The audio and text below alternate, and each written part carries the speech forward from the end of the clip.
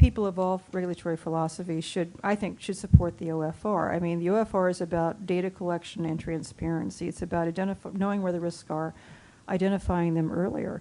And one of the early projects that the OFR wants to undertake is the Legal Entity Identifier project, which would help contribute to a global system where legal entities would be identified with this single identifier, so that not only government regulators but investors as well can consolidate their risks and can figure out where the risk and the financial exposures are per entity. Whereas now you have hundreds, if not thousands, of different reporting systems, all with different identification metrics that make it very difficult to know what the aggregate exposure is at certain institutions. So if I were a Republican, I would really want regulators and investors to have that information. If your regulatory approach is to have market discipline and transparency and sunshine, discipline risk-taking, that is a real, I would assume that should be a real top priority project for people of that philosophy, and it is for the OFR.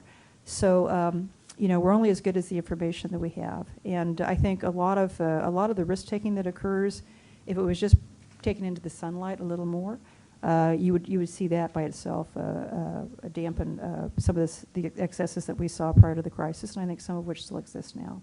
So I would hope that they would look more deeply at what the OFR is about, because I think whatever your regulatory philosophy is, you should support their work.